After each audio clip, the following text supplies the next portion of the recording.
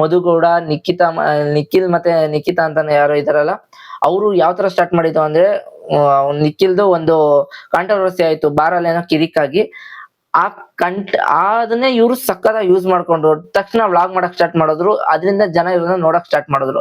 ನೀವ್ ಯೋಚನೆ ಮಾಡಿ, ಅವಾಗ್ಲಿಂದಾನೇ ಸ್ಟಾರ್ಟ್ ಮಾಡಿದವ್ರು. ನೀವ್ ಹೇಳ್ಬೇಕಂದ್ರೆ ವ್ಲಾಗ್ ಯೂಟ್ಯೂಬ್ ಅಲ್ಲಿ ಕಡಿಮೆ ದುಡ್ಡಿರೋದು. ಅವರೆಲ್ಲ ಯಾವ ತರ ಎಲ್ಲ ಅರ್ನಿಂಗ್ಸ್ ಮಾಡ್ತಾರೆ ಅಂದ್ರೆ, ಒಂದು ಪ್ರಮೋಷನ್ಸ್, ಅದಾದ್ಮೇಲೆ ಬ್ರ್ಯಾಂಡ್ ಇವ್ರ ಹಿಂದೆ ಬಿದ್ದೇ ಬೀಳ್ತಾರೆ ಹೆಂಗೆ ಪ್ರಮೋಷನ್ಗೆ.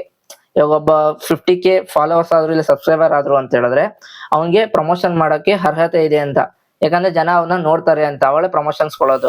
ವ್ಲಾಗ್ ಅಲ್ಲಿ 2 ರೀತಿ ವ್ಲಾಗ್ ಇದೆ. ಒಂದು ನಿಮ್ ಫ್ಯಾಮಿಲಿನೆಲ್ಲ ಸೇರ್ಸ್ಕೊಂಡ್ ವ್ಲಾಗ್ ಮಾಡೋದು, ಇನ್ನೊಂದು ಒಬ್ರೇ ವ್ಲಾಗ್ ಮಾಡೋದು. ಅದ್ರಲ್ಲಿ ಕಂಟೆಂಟ್ ಇರ್ಬೇಕು. ಕಂಟೆಂಟ್ ಯಾವ ತರ ಅಂದ್ರೆ, ಇವಾಗ ಯಾವ್ದೋ ಒಂದು ಐಟಮ್ ಬಂದಿರುತ್ತೆ ಮೀಶೋ ಇಂದಾನೋ, ಫ್ಲಿಪ್ಕಾರ್ಟ್ ಇಂದಾನೋ, ಅಮೆಝಾನ್ ಇಂದಾನೋ, ಅದನ್ನ ಅನ್ಬಾಕ್ಸ್ ಮಾಡ್ತಾ ಇರೋದು ವ್ಲಾಗು. ಮೀನ್ಸ್ ಒಂದು ಇಲ್ಲ ಹಬ್ಬ ಮಾಡ್ತಾ ಇದ್ದೆ ಹಬ್ಬದ ವ್ಲಾಗು, ರಂಗೋಲಿ ಬಿಟ್ಟೆ ಅದೇ ವ್ಲಾಗು. ಇಷ್ಟೇ ಜನಗಳು ಮಾಡ್ತಾ ಇರೋದು ಇದನ್ನೇ. ಇನ್ನು ವ್ಲಾಗರ್ಸ್ ಸಖತ್ ದುಡ್ಡು ಮಾಡ್ತಾರೆ, ಚೆನ್ನಾಗಿ ದುಡ್ಡು ಮಾಡ್ತಾರೆ. ಅವರು ಎಷ್ಟೋ ದುಡಿತಾರೆ, ಯಾಕಂದ್ರೆ ಅವ್ರು ತೋರ್ಸ್ಕೊಂತಾರೆ ಹಂಗೆ. ವ್ಲಾಗರ್ಸ್ ಅಲ್ಲಿ ಏನ್ ಮಾಡ್ತಾರೆ, ದೊಡ್ಡ ಚಿನ್ನ ಚೈನ್ ಹಾಕೊಂಡು ಮೀನ್ಸ್ ಮನೆ ತಗೊಳ್ಳೋದು, ಕಾರ್ ತಗೊಳ್ಳೋದು,